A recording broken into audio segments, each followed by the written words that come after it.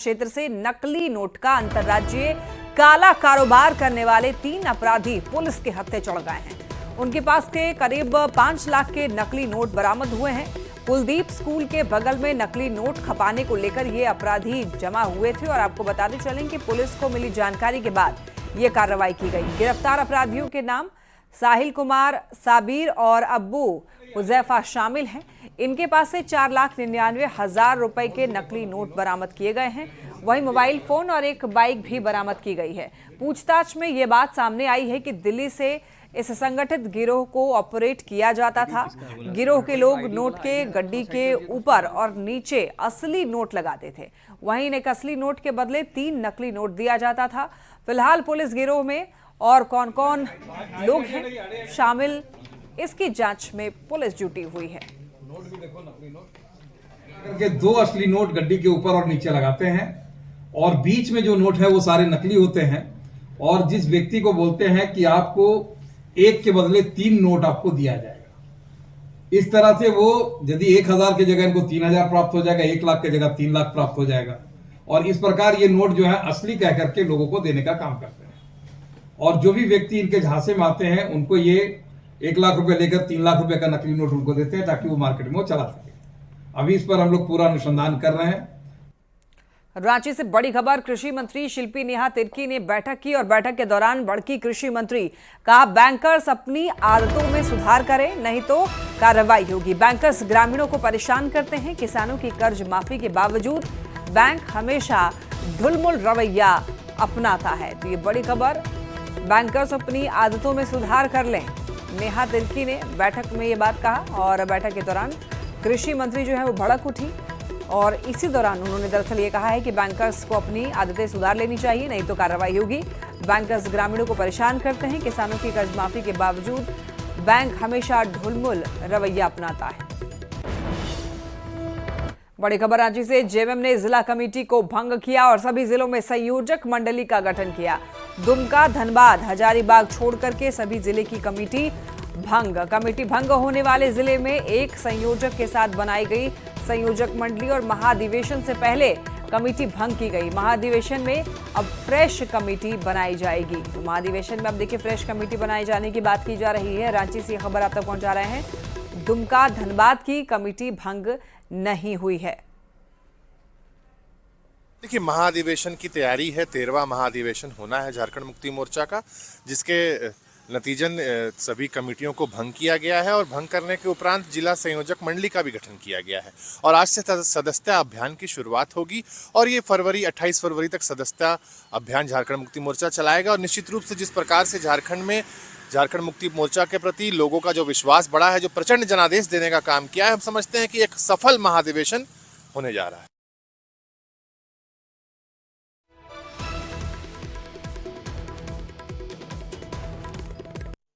मोर्चा अपने अधिवेशन की तैयारी में जुट गई है। मार्च और अप्रैल के महीने के बीच झारखंड मुक्ति मोर्चा अपना बड़ा अधिवेशन कर सकती है। इससे पहले झारखंड मुक्ति मोर्चा ने सभी जिले के यानी कि 24 जिले में से 21 जिले के कमेटी को भंग कर दिया है। यानी बूथ स्तर से लेकर जिला स्तर तक की जो झारखंड मुक्ति मोर्चा की कमेटी थी उसे भंग कर एक संयोजक मंडली का विस्तार किया गया है और उसी संयोजक मंडली के देखरेख में अब सदस्यता अभियान का कार्यक्रम जो है वो चलाया जाएगा। झारखंड मुक्ति मोर्चा की ये तैयारी महाधिवेशन को लेकर हो रही है। झारखंड मुक्ति मोर्चा अपना महाधिवेशन करने जा रही है और इसी के लिए ये तैयारी की गई है। जिन 3 जिलों में समिति को भंग नहीं किया गया है उनमें से बताया जाता है कि दुमका में 2 फरवरी को झारखंड मुक्ति मोर्चा का स्थापना दिवस का कार्यक्रम है और वहीं 4 फरवरी को इसी तरीके से धनबाद में पार्टी के स्थापना दिवस का कार्यक्रम है। वहीं इन दोनों जिलों में स्थापना दिवस के कार्यक्रम की वजह से बताया जा रहा है कि जिला समिति को भंग नहीं किया गया है। इससे पहले अगर हम बात करें एक और जिले तो हजारीबाग में पूर्व से ही जिला की समिति गठित नहीं की गई थी। इस वजह से संयोजक मंडली को ही सारा कामकाज जो है वो दे दिया गया है। संयोजक मंडली बनाए गए हैं और उस संयोजक संयोजक मंडली के एक प्रमुख भी बनाए गए हैं।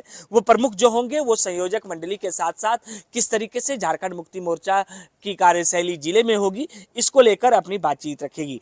और 18 जनवरी से लेकर 28 फरवरी तक झारखंड मुक्ति मोर्चा अपना सदस्यता अभियान भी चलाएगी और अपने पार्टी और कुनबे को मजबूत करने की भी ये तैयारी होगी। इसके अलावा जो 21 जिले हैं उनमें से रांची जैसे जिले में जो पूर्व में ही जिला के अध्यक्ष थे उन्हें ही संयोजक मंडली का प्रमुख भी बनाया गया है। वहीं अन्य जगहों पर भी कुछ इसी तरीके से पार्टी के अंदर विचार करने के बाद अगर हम साहेबगंज की बात करें तो साहेबगंज के में पंकज मिश्रा को ये दायित्व दिया गया है कि वो संयोजक मंडली के प्रमुख होंगे। उसी तरीके से अन्य जिलों में भी अन्य नाम दिए गए हैं ताकि पार्टी को मजबूत किया जाए और अगले 1 महीने तक पार्टी में सदस्यता अभियान का कार्य तेजी से चले।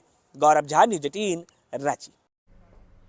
झारखंड मुक्ति मोर्चा केंद्रीय कमेटी ने बोकारो जिला कमेटी को भंग करते हुए रतनलाल मांझी को संयोजक प्रमुख बनाया है।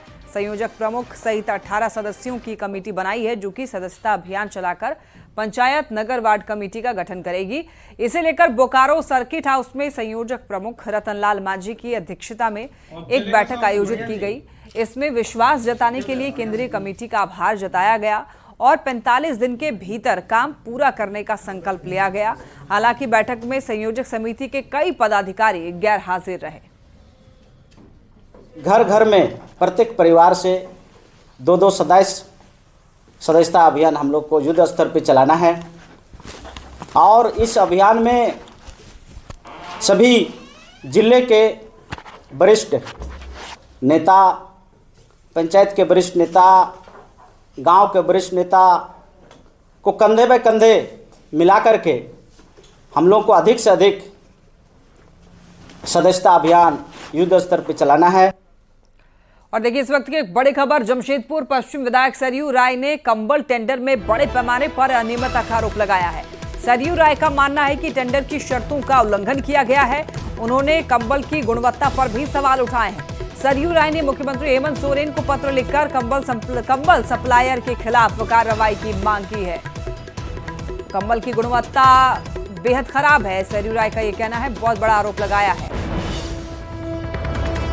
9,20,000 कंबल राज्य भर में अलग अलग जिलों में बटा है और कंबल की क्वालिटी देखने के बाद मैंने इसका जो टेंडर डॉक्यूमेंट है वो मंगवाया।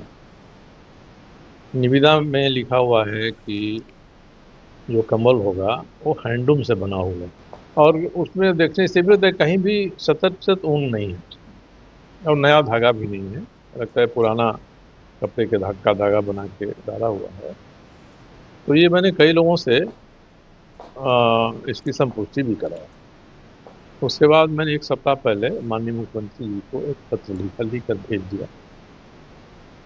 अब 1 हफ्ता हो गया, कहीं उधर से कोई जवाब नहीं आया।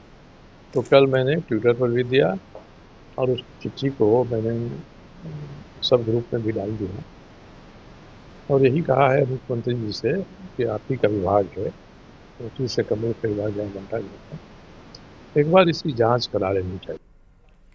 महाधिवेशन से पहले झारखंड मुक्ति मोर्चा अपने कुनबे को मजबूत बना लेना चाहता है और झारखंड मुक्ति मोर्चा खरमास खत्म होने के बाद पार्टी में कार्यकर्ताओं को जोड़ने की तैयारी कर रही है, जिसमें से कई बड़े नेता जो हैं झारखंड मुक्ति मोर्चा का हाथ थाम सकते हैं। अभी पार्टी में शामिल होने के लिए आवेदन भी उन्होंने दिया है। नेताओं से उनकी मुलाकात भी हो रही है, लेकिन कुछ दिन बाद जब पार्टी का महाधिवेशन होगा उससे पहले भी और उसके बाद भी हम इस दिशा में मजबूती के साथ अपना कदम बढ़ाएं। जेएमएम के दावे पर बीजेपी का तंज। बीजेपी प्रवक्ता प्रतुल शाहदेव का बड़ा बयान। कहा जेएमएम जो भी कहे, पर रघुवर दास की वापसी के बाद बीजेपी मजबूत हुई है। बीजेपी के पास अर्जुन मुंडा, बाबूलाल मरांडी जैसे बड़े नेता हैं। पहले वो अपने पार्टी को संभालें। सत्ता में रहते हुए पूर्व मंत्री दुलाल भुइयां जैसे नेता पार्टी छोड़ना चाह रहे हैं और बीजेपी में आना चाह रहे हैं, तो समझ लें कि किसको कुनबा संभालने की जरूरत है। दावा करने में किसी को कुछ नहीं जाता भाई, ये तो हमेशा से दावा करते रहे हैं।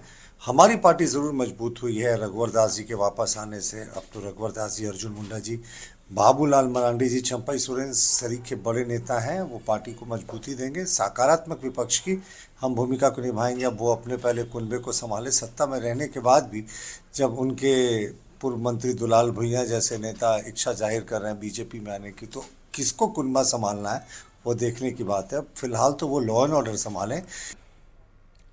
रांची से बड़ी खबर, रिम्स में महिला के साथ हुए रेप के बाद रिम्स प्रबंधन एक्शन में दिख रहा है।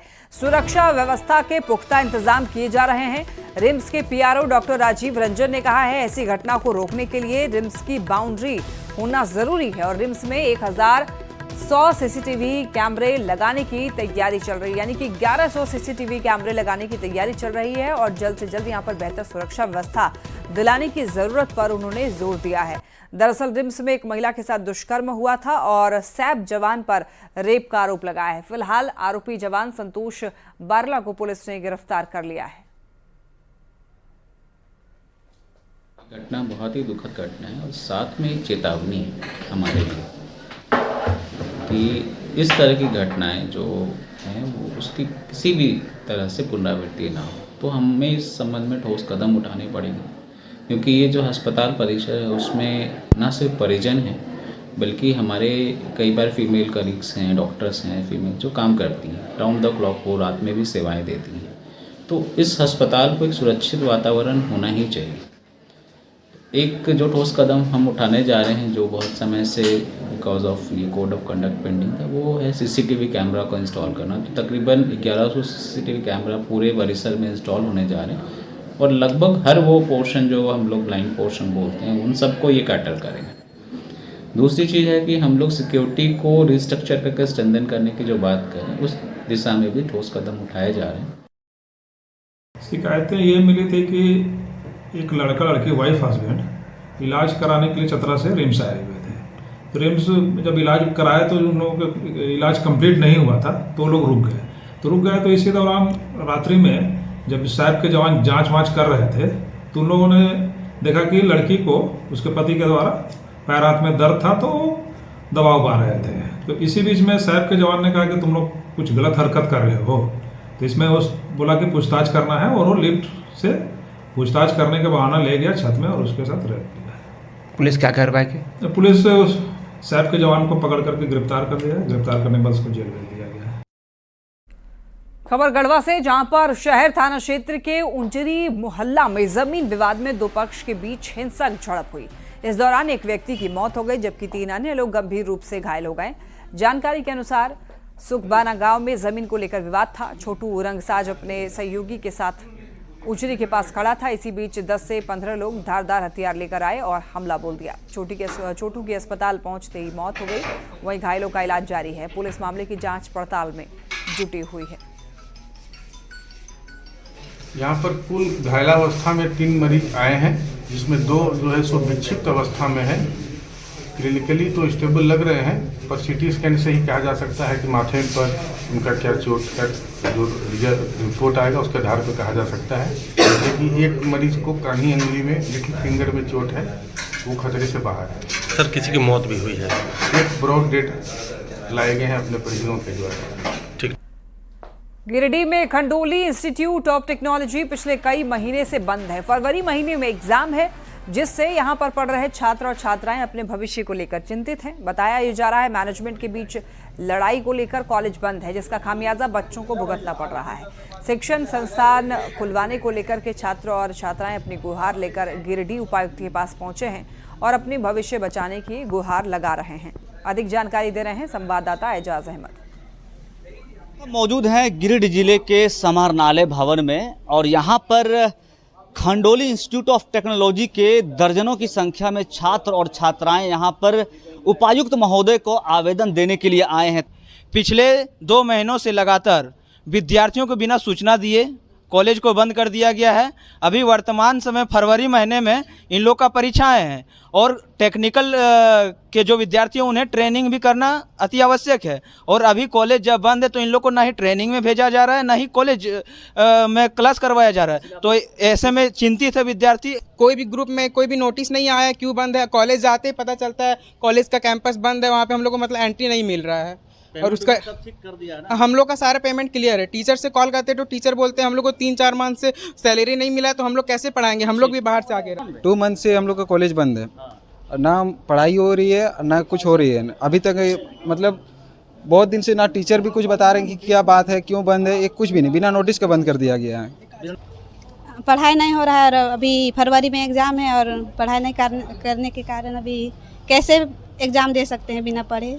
हम लोग का कॉलेज नहीं खुल रहा है, 2 महीने से कॉलेज बंद है और हम लोग को ट्रेनिंग लेटर भी नहीं मिला है। और कॉलेज बंद होने के कारण हम लोग का माँ बाप भी पूछ रहा है 2 महीना से तुम लोग क्या कर रही है यहाँ। हम लोग का पैसा भी बर्बाद हो रहा है। फ़ी नहीं दे रहे थे, उस टाइम भी बोल रहे थे सर लोग फ़ी जमा करो उसके बाद ट्रेनिंग लेटर मिलेगा। फ़ी जमा किए तो माँ बाप से सिग्नेचर मांगे, एप्लीकेशन मांगे, उसके बाद भी हम लोग का ट्रेनिंग लेटर नहीं मिला। कहीं ना कहीं ये लोग मांग कर रहे हैं कि विद्यालय जितना जल्द हो सके खुले और इन लोगों का जो भविष्य अधर में लटका हुआ है, पढ़ाई रुकी हुई है, पढ़ाई रुके और समय पर एग्जाम भी कंडक्ट कराया जाए। गिरिडीह से न्यूज़ 18 के लिए मैं एजाज अहमद।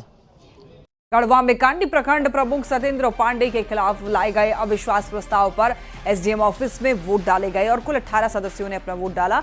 रिटर्निंग ऑफिसर संजय पांडे ने चुनाव प्रक्रिया पूरी होने की जानकारी दी। उन्होंने कहा कि 18-0 से अविश्वास प्रस्ताव पारित हो गया है। चुनाव को लेकर एसडीएम ऑफिस में काफी गहमा गहमी देखी गई और सुरक्षा के पुख्ता इंतजाम किए गए थे। 18 कुल सदस्य जो पदेन सदस्य मिलाकर के हैं वो लोग आज चर्चा में भाग लिए और चूंकि कोरम पूरा हो रहा था इसलिए मतदान करवाया गया और उस मतदान की प्रक्रिया में अविश्वास प्रस्ताव के पक्ष में 18 मतदान प्राप्त हुए और इस अविश्वास प्रस्ताव के विरुद्ध में 0 मतदान प्राप्त हुए। इस प्रकार से अविश्वास प्रस्ताव उनके विरुद्ध जो लाया गया था उसको पारित कर दिया गया है। चक्रधरपुर रेलवे स्टेशन को अमृत भारत स्टेशन योजना के तहत विकसित किया जाएगा। इसे लेकर होने वाले विकास कार्यों को लेकर रेलवे स्टेशन के बाहर मौजूद दुकानों को तोड़ा जा रहा है। इसके लिए रेलवे अधिकारियों के साथ फोर्स भी मौजूद है। अधिक जानकारी दे रहे हैं संवाददाता रूपेश प्रधान। चक्रधरपुर रेलवे स्टेशन को अमृत भारत योजना स्टेशन के तहत विकसित करने के लिए आप देख रहे हैं ये चक्रधरपुर रेलवे स्टेशन के बाहर जो दुकानें मौजूद थी उसको आज तोड़ा जा रहा है। इससे 2-4 दिन पहले भी इसके तोड़ने की प्रक्रिया शुरू हुई थी, लेकिन दुकानदारों द्वारा कुछ समय मांगे जाने के बाद उसको तोड़ने की जो काम था उसको रोका गया था। ये रेलवे स्टेशन के जस्ट बाहर की जो दुकानें हैं और यहाँ भी रेलवे का जो अमृत भारत स्टेशन योजना है उसके तहत विकसित करने का काम योजना का चलेगा और इसको लेकर यहाँ पर अभी बुलडोजर से तोड़ा जा रहा है, जेसीबी से दुकानों को। और ये अभी देख रहे हैं स्टेशन के बाहर यहाँ तमाम कई अधिकारी और रेलवे के फोर्स भी मौजूद हैं। स्थानीय जो जिला पुलिस है उसके अधिकारी और जवान भी यहाँ पर मौजूद हैं और सबके मौजूदगी में देखरेख में यहाँ पर दुकानों को तोड़ने का काम किया जा रहा है। और हालांकि कुछ दिनों पहले कुछ समय मांगा गया था जिसके बाद इस काम को रोका गया था, लेकिन अमृत भारत स्टेशन योजना के तहत रेलवे का विकास कार्य होना है और इसको लेकर अभी तोड़ने की प्रक्रिया जारी है। रूपेश प्रधान, न्यूज़ 18, चाईबासा। जमशेदपुर से बड़ी खबर। बहरागोड़ा के बड़शोल थाना पुलिस को बड़ी सफलता मिली है। 8 किलो गांजा के साथ में एक शख्स गिरफ्तार हुआ है। जानकारी के मुताबिक ओडिशा से बंगाल जाने वाली बस में गांजा की तस्करी हो रही थी। चेकिंग के दौरान बस चालक ने दूसरे रास्ते से भागने की कोशिश की, जिसके बाद पुलिस ने पीछा कर बस को रोका और एक शख्स के पास से 8 किलो गांजा बरामद कर लिया। गिरफ्तार आरोपी पश्चिम बंगाल का रहने वाला है और जब्त किए गए गांजे की कीमत करीब 1.5 लाख रुपए बताई जा रही है। ग्रामीण एसपी ऋषभ गर्ग ने प्रेस वार्ता करके जानकारी देते हुए ये कहा है कि बड़चील थाना प्रभारी को गुप्त सूचना मिली थी कि ओडिशा से बंगाल जाने वाली बस में गांजा की तस्करी हो रही है, जिसके बाद पुलिस ने टीम बना करके रात में चेकिंग किया और चेकिंग देख करके बस चालक दूसरे रास्ते से भागने का कोशिश करने लगे। एक गांव में पुलिस टीम ने पीछा करके बस को रोका।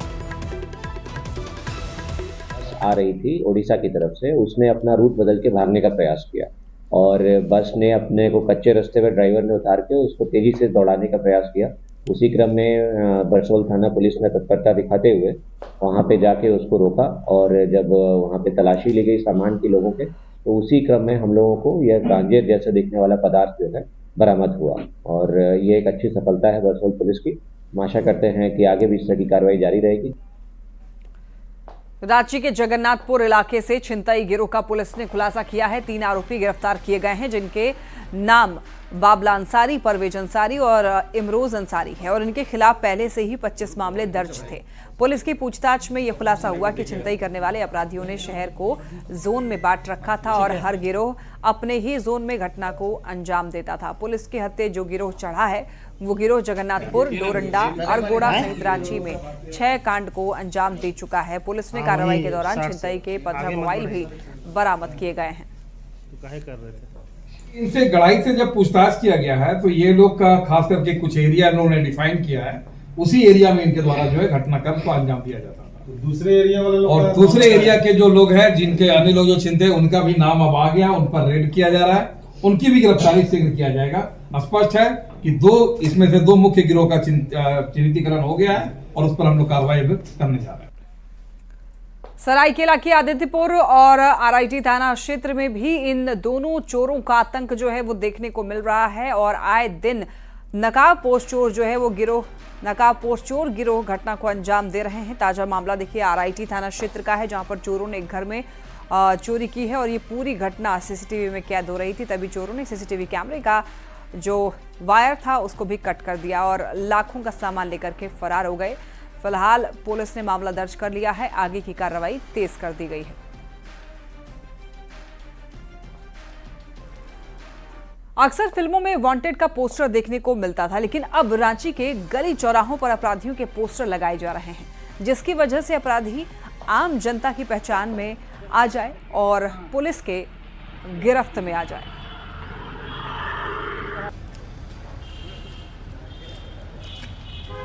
चलिए इसी के साथ इस बुलेटिन